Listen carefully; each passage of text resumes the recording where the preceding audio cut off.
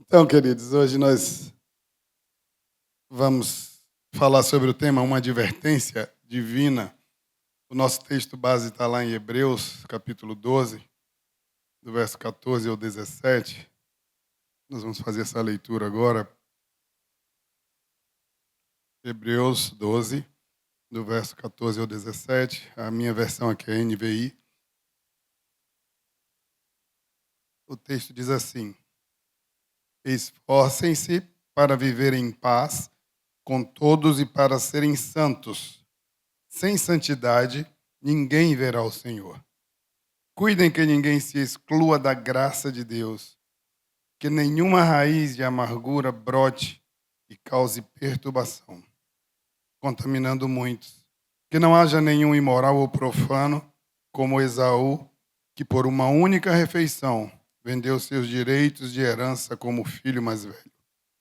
Como vocês sabem, posteriormente, quando quis herdar a bênção, foi rejeitado e não teve como alterar a sua decisão, embora buscasse a bênção com lágrimas. Vamos orar. Pai, estou aqui diante de Ti, Senhor, me colocando, meu Deus, à Tua disposição, meu Pai. Fala por meio de mim nesta noite, meu Pai, que eu possa trazer, ó Deus, aquilo que o Senhor já colocou no meu coração e que seja a bênção e seja para a edificação da Tua igreja, no nome de Jesus. Queridos, aqui o autor de Hebreus, ele vai apresentar, entre o versículo 14 e 17, um chamado direto a todos nós, crentes. E ele vai dizer: vivam em paz e sejam santos. Vivam em paz e sejam santos. E esse trecho, ele traz três aspectos principais que nós vamos conversar essa noite e vão formar uma advertência divina. Primeiro, é o que fazer. O que fazer é perseguir a paz e a santidade. O que evitar? Evitar a indiferença espiritual e a imoralidade. E o que aprender? Aprender a importância da fidelidade e da seriedade com que tratamos a nossa fé.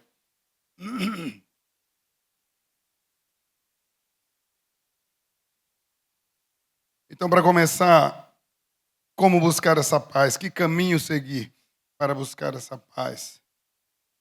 Façam todo o esforço para viver em paz com todos.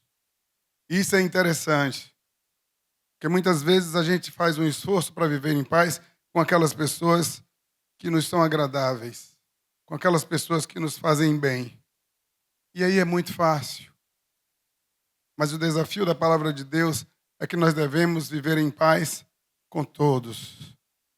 E às vezes a gente para analisar isso, e existem pessoas em que são extremamente difíceis de você pensar em viver em paz. Mas a Bíblia nos chama para ir além de viver em paz. Além de viver em paz com essas pessoas, a Bíblia nos ensina que nós precisamos amar essas pessoas. Tem gente que é difícil de amar, Janildo? Tem, não tem?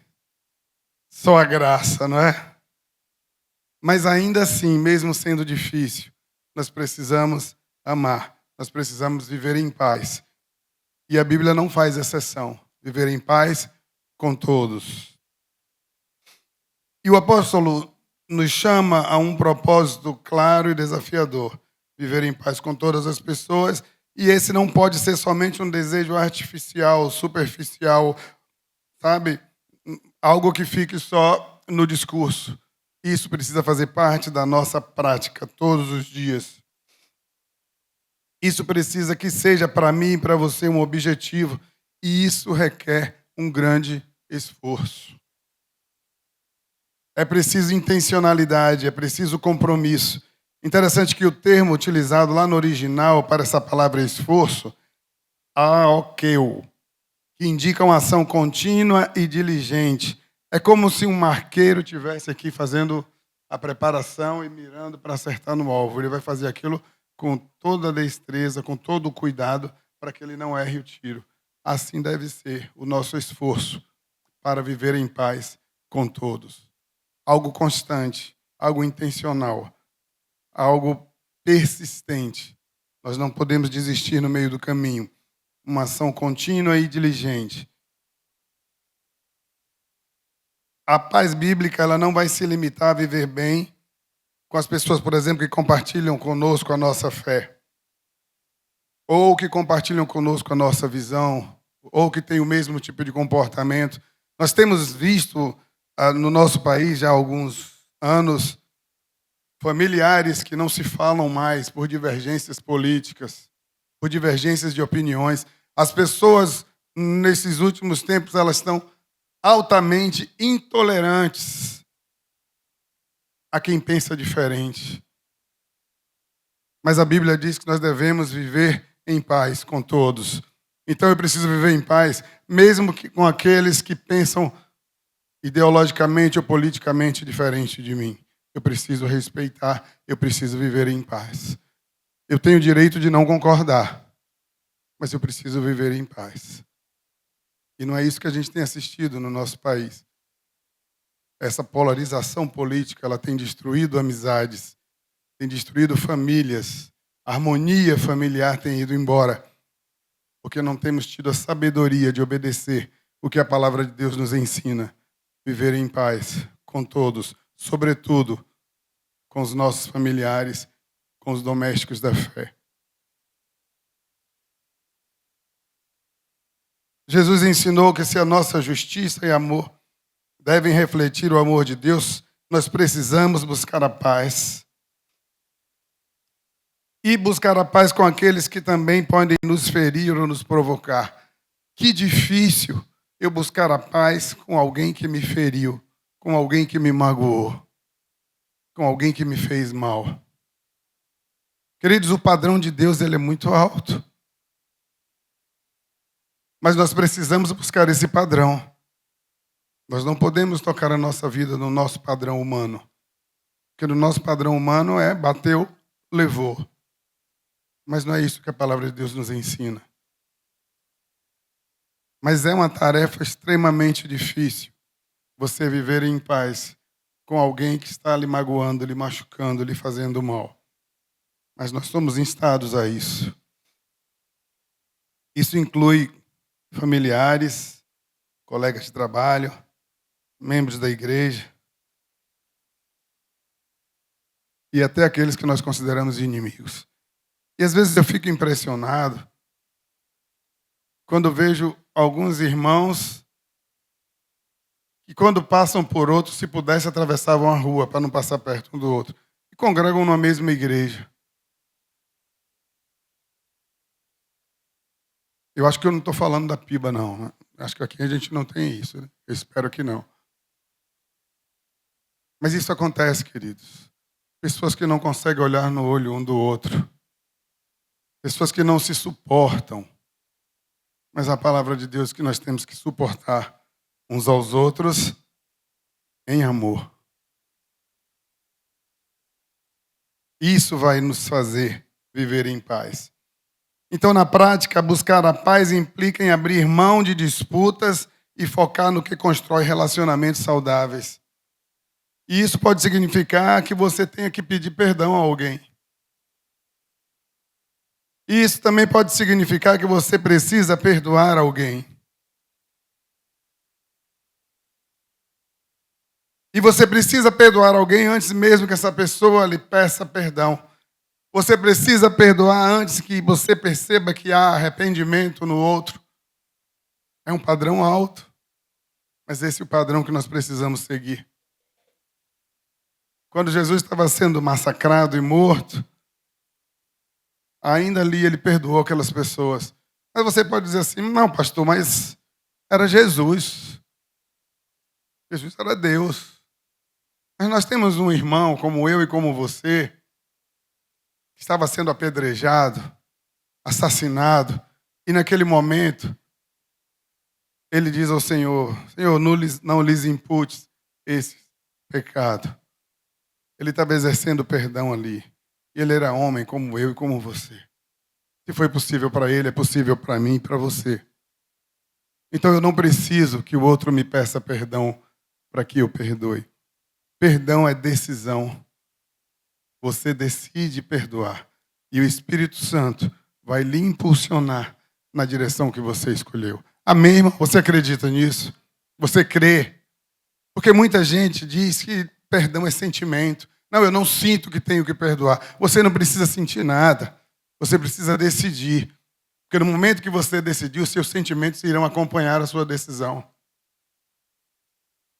Precisamos viver em paz. E para viver em paz, você vai precisar perdoar.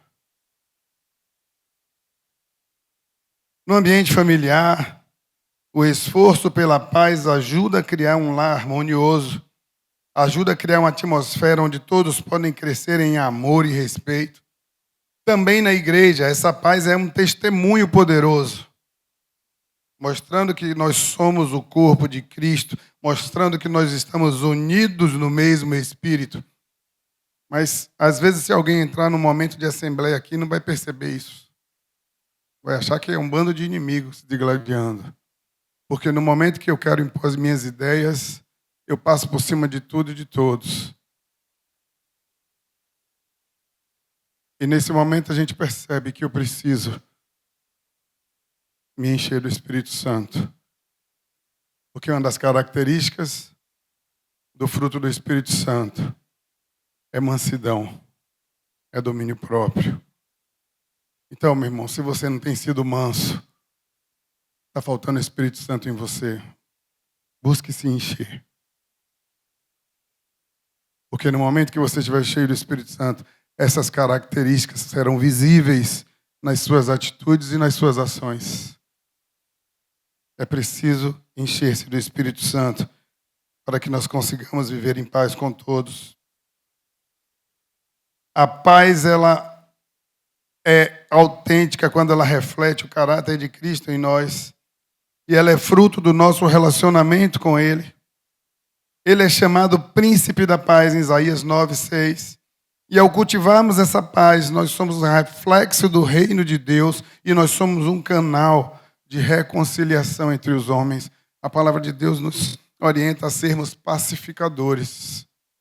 E muitas vezes nós temos feito um trabalho exatamente contrário. Somos nós que estamos causando discórdias e conflitos. Mas eu não fui chamado para causar discórdia. Eu fui chamado para ser um pacificador. Você foi chamado para ser um pacificador. E essa é a reflexão que nós precisamos fazer. Como tem sido a sua atitude no seu dia a dia, na sua família, na sua vizinhança, na sua igreja? Eu digo, irmãos, que às vezes é extremamente difícil ser pacificador, é extremamente difícil viver em paz. Eu tenho um vizinho que tem criado problema com o condomínio inteiro. Tem sido extremamente difícil. A senhora que morava lá era uma pessoa maravilhosa, uma amiga nossa, muito cuidadosa, sempre levava uns mimos para a gente. Era dona de um restaurante aqui. Mas o marido faleceu, eram só os dois, a casa ficou grande, ela vendeu a casa e deu esse presente de grego para a gente. E esse rapaz que chegou lá, um cara jovem, ele já conseguiu brigar com mais da metade do condomínio. E por último, agora na minha reforma, ele foi medir um muro e disse que o muro não estava de acordo com a especificação e exigia que o condomínio entrasse na justiça contra mim. Só que o muro tem 17 anos que está lá. E aí o síndico disse a ele, você está louco. A casa dele foi construída há 17 anos, ele não mexeu nesse muro, está no mesmo lugar. O condomínio não tem por que questionar nada, porque foi aprovado pelo condomínio e foi aprovado pela Imurb. Eu tenho uma BITS. Mas esse homem cria tanto problema. Tem um senhor que mora do lado, ele desrespeitou o senhor. E a gente fica se perguntando como eu consigo viver em paz com esse homem. Mas Deus me chamou para viver em paz com esse homem. Apesar de não ser fácil. Sabe, queridos? E essa semana eu conversando com o Núbia, eu digo, olha, Núbia, o que eu preciso fazer por ele é dobrar o joelho e orar por ele. Para que Deus toque no coração dele. Porque eu não posso permitir que a atitude das pessoas determine as minhas atitudes. A atitude daquele homem não pode mudar a minha atitude. E eu decidi somente orar por ele. Ignorei, nem conversei com ele, conversei somente com o síndico. E eu estou orando por ele desde aquele dia, sabe, queridos? Eu tenho que fazer a minha parte para viver em paz. Porque a paz reflete o caráter de Cristo em nós. A segunda parte aqui diz: sede santos. A santidade é um processo que é contínuo e é progressivo. Não é um estado final que alguém alcança de uma hora para outra. A conversão é um ato. Mas o processo de santificação, ele vai acontecer paulatinamente, à medida que você busca, à medida que você se enche do Espírito Santo de Deus. A santidade cristã vai exigir de nós um esforço diário de crescimento, em vez de permitirmos que o Espírito Santo molde nosso caráter e nos aproxime cada vez mais de Cristo. A santidade é o padrão de vida de quem foi chamado por Deus e daquele que deseja viver de maneira agradável a Deus. O versículo que nós lemos, ele vai nos ensinar que paz e santidade andam de mãos dadas. Não podemos alcançar paz verdadeira sem que haja santidade em nosso viver. A verdadeira paz, ela vem de um coração transformado pela santidade, onde nossas ações e pensamentos e atitudes refletem o caráter de Deus. A busca pela santidade transforma a nossa maneira de ver os outros e transforma as circunstâncias ao nosso redor. E isso facilita o processo do perdão e isso promove a paz verdadeira. E essa paz é que nos faz superar as diferenças e os conflitos. A palavra santidade, no grego, nesse contexto, ela aparece como agiasmos. É um processo contínuo de purificação e de transformação. Implica no desenvolvimento gradual da virtude de Cristo em nós. É uma renovação diária em que o Espírito Santo trabalha no nosso coração e nas nossas atitudes. E essa santificação é uma caminhada diária, onde nós aprendemos a abandonar o pecado e a nos revestir das virtudes de Cristo. Somente aqueles que vivem em paz e buscam a santidade poderão ver a Deus. E essa é uma promessa que vai apontar para uma vida íntegra, para uma vida dedicada, sem a qual nós não vamos contemplar a glória de Deus e nem estaremos experimentando a sua presença de maneira plena. Deus é santo e para que nós possamos nos aproximar dele, para que nós possamos desfrutar da comunhão com ele, nós precisamos ser santos. A palavra de Deus diz: sede santos, porque eu sou santo. O profeta vai dizer que os nossos pecados fazem separação entre nós e Deus. Então, se nós queremos desfrutar da comunhão perfeita com o Senhor, nós precisamos ser santos, porque Ele é santo. Depois, o que nós devemos evitar?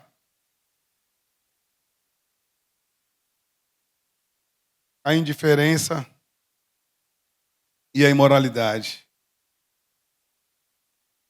Cuidem uns dos outros, o texto vai dizer. Aqui o autor de Hebreus vai instruir os crentes a terem um cuidado mútuo, assumindo uma responsabilidade coletiva pela saúde espiritual de todos na comunidade. Esse cuidado implica em mais do que apenas observar a vida do outro. Isso aqui vai além de você fofocar sobre a vida do outro. Isso aqui vai além de você estar policiando a vida do outro só para falar mal. Isso aqui está em você observar as necessidades espirituais das pessoas que convivem com você nessa comunidade. Buscar ajudá-lo a se manter firme.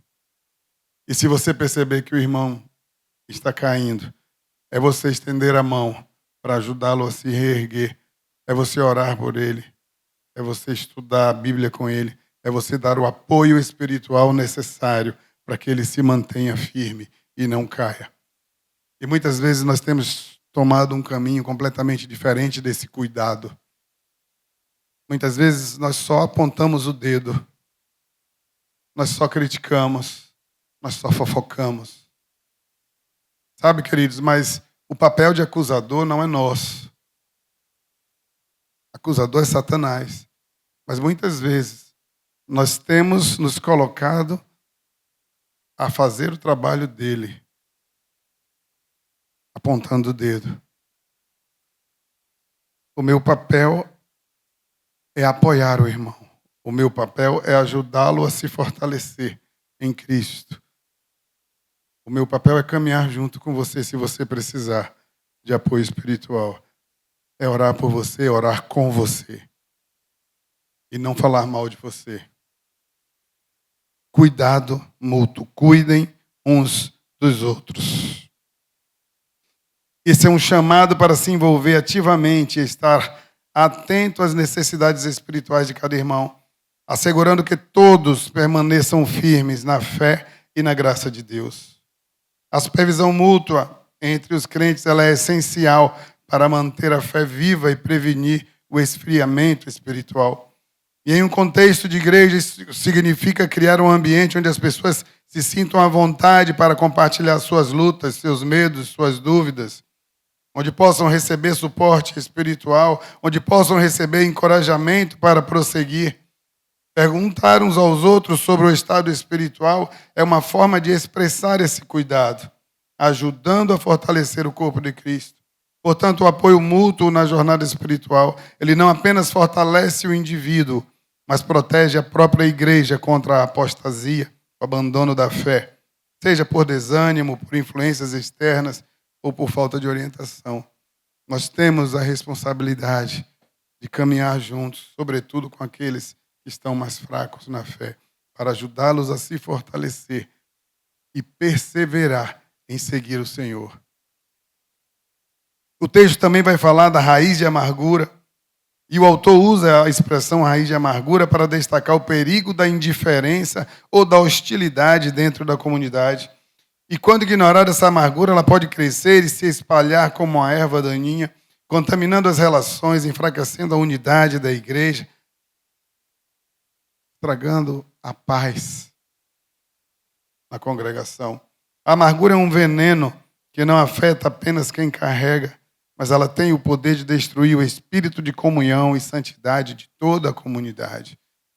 Eu ouvi de um pregador uma vez ele falando sobre essa questão de amargura, que a amargura, que a falta de perdão é como um copo de veneno que você toma esperando que o outro morra, mas só está fazendo mal a você,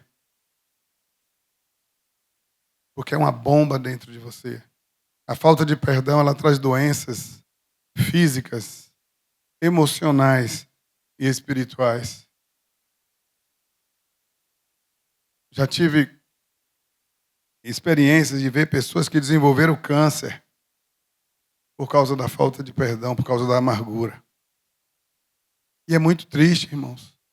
A pessoa se destrói porque não quer abrir mão do seu direito, da sua razão, da sua mágoa, como se fosse algo bom que você está preservando. A mágoa faz mal a você.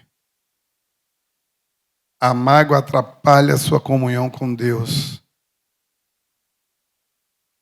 E não é à toa que a Bíblia fala tantas vezes da importância do perdoar. Jesus falou inúmeras vezes.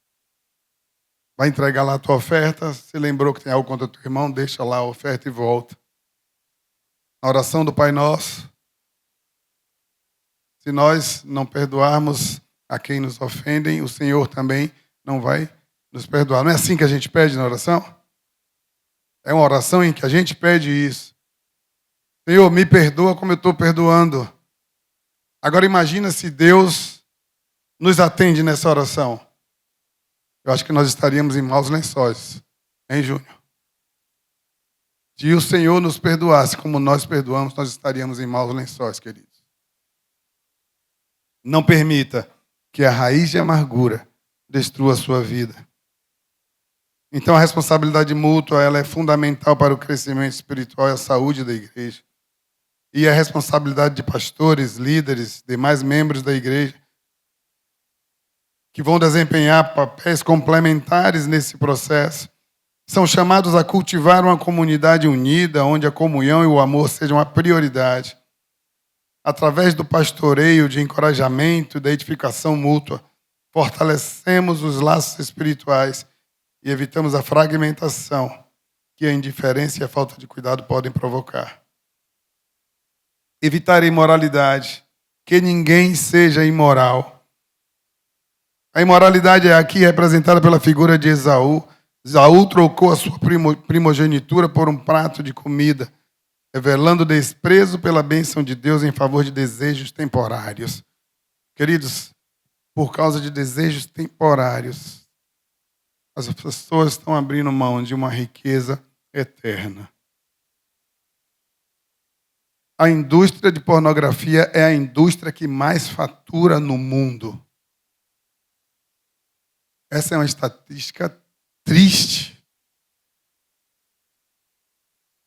Homens, mulheres, jovens, adolescentes, viciados em pornografia.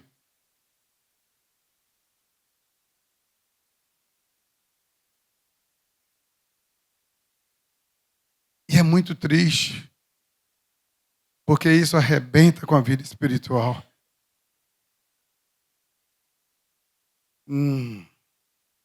Ninguém seja imoral. Esse exemplo de Esaú ele serve de alerta contra a escolha de interesses momentâneos em detrimento dos valores eternos e das promessas espirituais. Esaú simboliza a falta de compromisso com Deus, a falta de visão espiritual. Ele prefere satisfazer os desejos imediatos a manter a sua herança. Quantas vezes nós temos deixado de lado o foco na nossa herança por conta de prazeres instantâneos, que no estalar de dedos eles acabam. Quantas pessoas têm destruído suas vidas, suas famílias, seus relacionamentos, por conta de um desejo imediato. Quantas famílias têm sido destruídas por conta de um impulso que os leva a satisfazer um desejo, uma satisfação momentânea, abrindo mão das promessas eternas.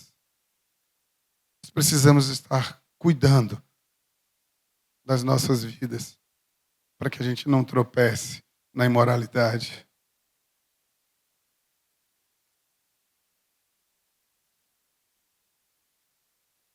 A responsabilidade mútua e o cuidado com a nossa herança espiritual são pilares essenciais para uma vida cristã fiel e perseverante.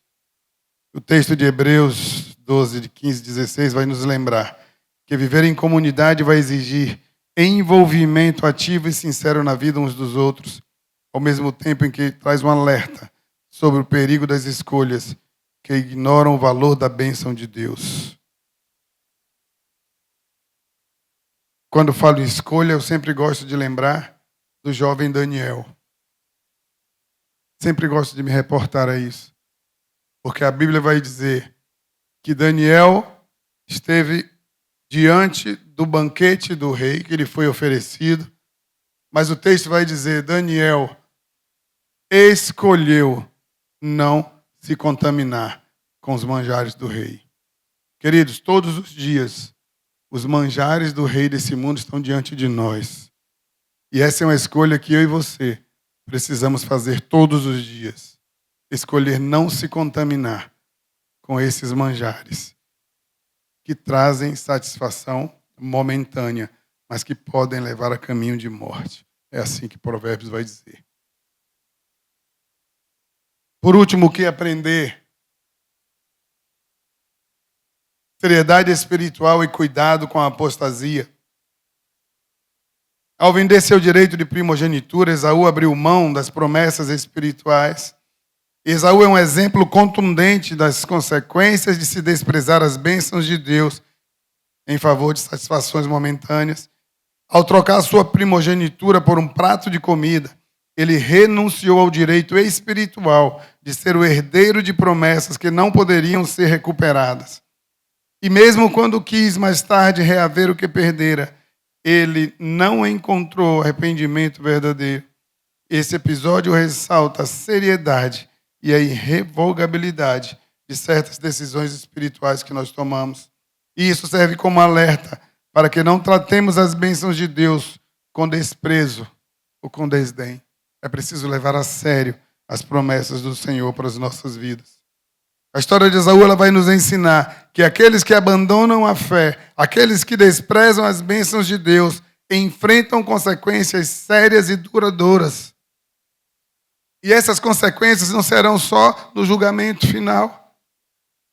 A gente já enfrenta essas consequências na nossa vida aqui.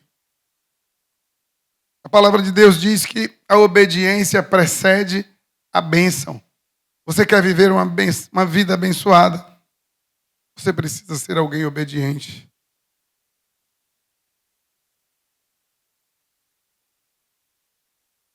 O autor de Hebreus vai destacar que o arrependimento genuíno e a reconciliação com Deus vão exigir de nós sinceridade e quebrantamento de coração e não remorso.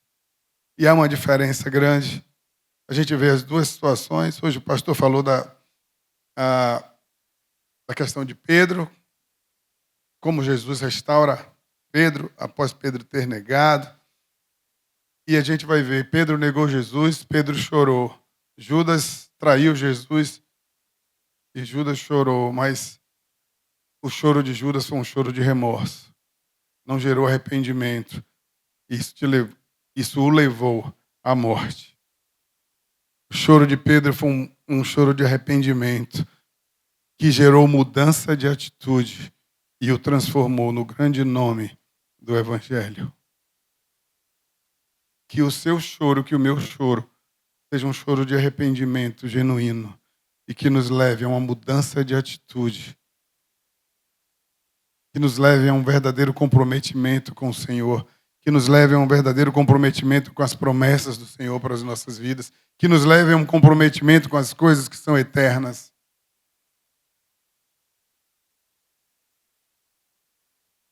Esaú sentiu pesar por perder a sua primogenitura, mas não por desprezar as coisas de Deus.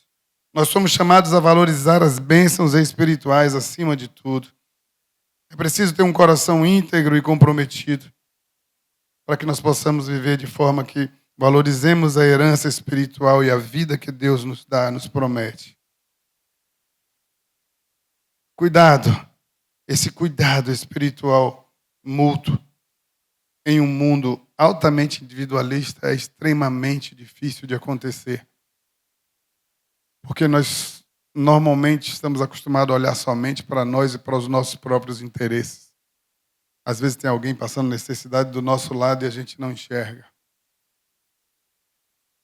É preciso estar com os nossos olhos atentos às necessidades, sobretudo as necessidades espirituais dos nossos irmãos, para que nós sejamos canal de bênção na vida deles, para fortalecer a nossa comunidade.